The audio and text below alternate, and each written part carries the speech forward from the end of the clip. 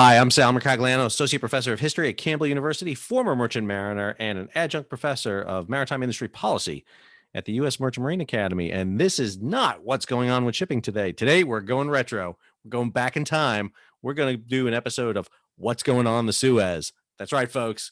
The series that brought us here, that brought me into your, I would say homes, but probably your cellular device of some kind, iPad, phone, who knows what you're using. But anyway, it brought me to you because we're going old school, because we're going to talk about what's going on the Suez, because this is what propelled me to fame. That's right.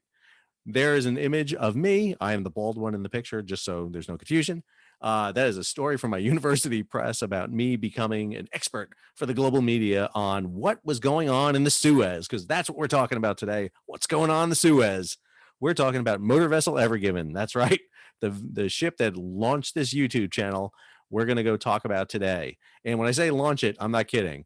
31 videos, just checked it today. 31 videos I've done on what was going on in the Suez. A long litany of videos I've done, all the way from when Ever Given got stuck in the Suez. And that's right here. Myself and John Conrad got together and did a quick talk about what was going on. Brought in salvage experts. We talked about we had a day where we were going live talking about the ship being freed. And then we went into a whole series of explanations about shipping that has eventually morphed the channel into what it is today, where it is what's going on with shipping. But today we're going to talk about Ever Given because there's big news coming out. Here's the story in G Captain. Agreement in principle reached for the release of Ever Given. That's right. For those of you who don't remember the story, let's rehash real quick. On March 23rd, heading northbound in the Suez Canal, motor vessel Ever Given lost control. There's debate about what happened. We still don't know for sure. Most likely, high winds, poor bridge management, and the fact that the vessel was accelerating to overcome the fact that the ship was hugging the banks, bank suction, basically causing it to hug the banks, eventually led to an error that drove the ship ashore, running its bow into Asia, its stern going ashore in Africa, and taking 6 days to free her. And meanwhile, 450 vessels estimated were piled up on the north and south end of the canal, waiting to see what happened. The vessel was subsequently freed, and on March 29th, she sailed up into the Great Bitter Lake, where she still resides. Here is motor vessel Ever Given with her last ETA into the Suez. I think that's optimistic of when she's leaving. But she is still sitting there in the Suez today. Matter of fact, she is right here in the Great Bitter Lake. You can see her right there. And we've had tons of photographs of ships passing her every day when the convoy goes by. We see images of Ever Given posted all the time. So the agreement came out, and we've got multiple reports of this. So this is Splash 24/7. Deal in principle reached on Ever Given. Lloyd's came out with the story. So did Freight Waves talking about it. But let's go right to the UK P&I Club. So if you remember, Egypt arrested the vessel and charged a total of $916 million to free the vessel. They broke that up into 3 easy installments. 300 million was salvage cost. Basically, they wanted to be recouped for salvage cost.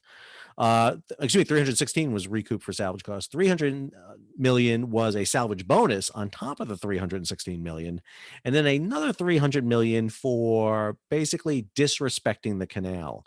I have been disrespected throughout my life many times, and never has it come to the level of $300 million. I'd be lucky if it came to $300.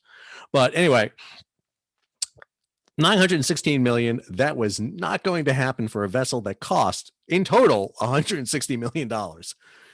So that was not paid. The UK P&I Club, which insures the cargo, not the ship itself, that's the H&M, that's the hull and machinery. P&I is a protection and indemnity. They basically made an offer, and they've been making offers back and forth that basically has been not sufficient. The Egyptians came down to $500 million, and still that didn't fly. I have a feeling that Egypt probably was offered around the cost of the vessel, maybe around 100. And that's, we know they came in with a cost of about 150 million initially. They released that amount. They have not released what's going on here, but this is the statement that came out for the UK P&I Club. UK Club is pleased to announce that the following extensive discussions with the Suez Canal Authority's negotiating committee over the past few weeks, past few weeks, it's been 3 months, an agreement in principle between the parties has been reached. Okay. Together with the owner and the ship's other insurers, we are now working with the Suez Canal Authority to finalize a signed settlement agreement as soon as possible. I guarantee you they want to get that ink on the paper and get the boat out of there. Once the formalities have been dealt with, arrangements for the release of the vessel will be made. So it sounds like there's a payment involved and sufficient payment for the Egyptians to release the vessel. What that amount is, we don't know yet. It's going to be interesting to see what it is.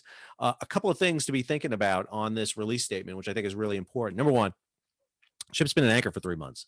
More than likely, the ship has been exercising its engines every day. So I don't think there's going to be a mechanical issue. The ship's going to be able to get out without that problem. She's going to have, I'm not sure about in the Great Bitter Lake, what kind of marine life is there. But if she's got built up of barnacles and weeds and who knows what marine growth is on it, but that's going to be an issue. But the ship was damaged during the grounding. So a couple of things have to happen. The ship was scheduled to go up into Rotterdam, Hamburg, and Felixstowe to offload.